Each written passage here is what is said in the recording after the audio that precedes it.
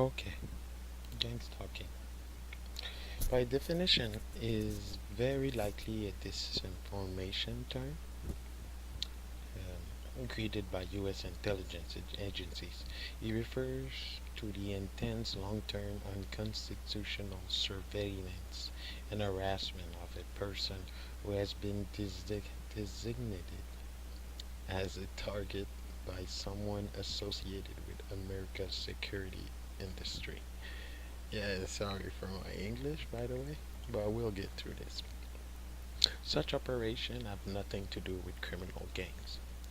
Official domestic counterintelligence operations of this type are apparently perpetrated by federal agents and intelligence security contractors, sometimes with support of state and local law enforcement personnel. Unofficial operations of this type are apparently perpetrated by private investigators and vigilantes, including former agents and cops, some of whom are members of the quasi-governmental Association of Law Enforcement Intelligence Units, LEIU, sometimes on behalf of corporate clients and others with connection to the public and private element of America's security industry. The goal of such operation, in the parlance of counterintelligence agents, is disruption of the life of an individual deemed to be an enemy or potential enemy of clients or members of the security state. Arguably, the most accurate term for this form of harassment will be counterintelligence stalking. Agents of Communist East Germany, Stasi, and state police refer to the process as Zersetzung. I don't know how to say that. German for decomposition or corrosion. A reference to the severe psychological, social, and financial effects upon the victim. American and British victims have described the process as no-touch torture, a phrase which also captures the nature of the crime: cowardly, unethical, and often illegal, but difficult to prove legally because it generates minimal forensic evidence.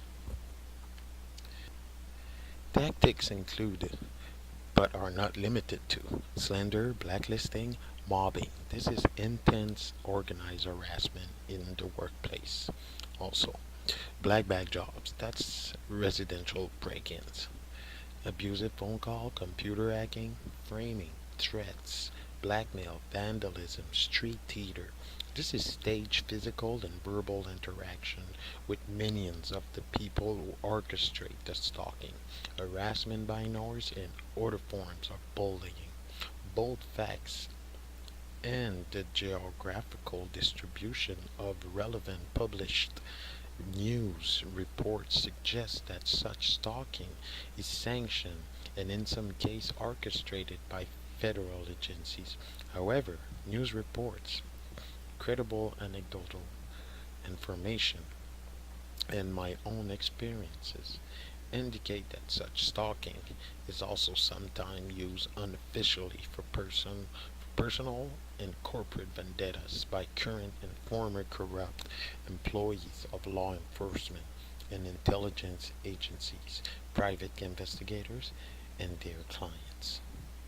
Since counterintelligence stalking goes far beyond surveillance into the realm of psychological terrorism, it is essentially a form of extrajudicial punishment. As such, the harassment is illegal. Even when done by government, it clearly violates, for example, the U.S. Constitution Fourth Amendment, which prohibits unwarranted searches, and the Sixth Amendment, which guarantees the right to a trial. Such operation also violates similar fundamental rights defined by the state constitution. Stalking is also specifically prohibited by the criminal code of every state in America. And same goes for Canada, for the Charter of Rights. any country. You're not allowed to do that. Anyways, next, continue. Disruption. Yeah, this is their word.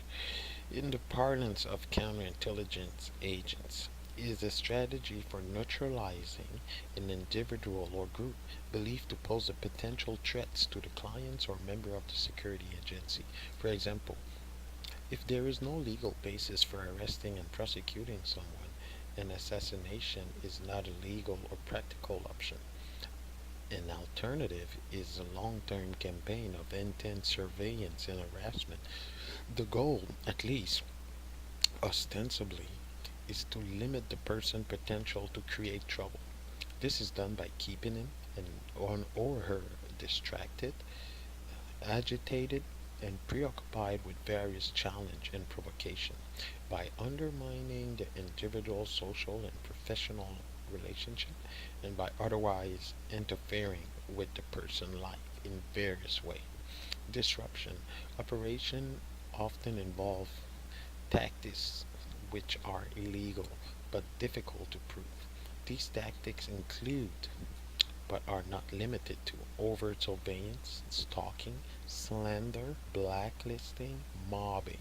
This is intense organized harassment in workplace, black bag jobs, abusing phone calls, computer hacking, framing, threats, blackmail, vandalism, street theater, and harassment by noise, and other forms of bullying. The purpose of gang stalking, their goals: your death, you want you to die, label you as crazy or delusional disorder, to kill your credibility, and you end up in a mental institute. From there, you'll be easy to kill or whatever. Human experimentation, your lab rat without consent. Suicide, they want the TI targeted individual to kill himself, and then the job is over, and they look like good people since nobody will sue or accuse them anymore. Anyway, they have no dirt on their end, really. Kill you, but slowly, by frequent poisoning, using direct energy weapon, who can induce you cancer or heart attack. Also by sending up an accident with the TI. You know what I mean? You're on a car and you just rush you out of the road, kind of thing. Or also by sabotaging your vehicle, or high beam in TI's face, a car appearing out of nowhere at high speed, etc.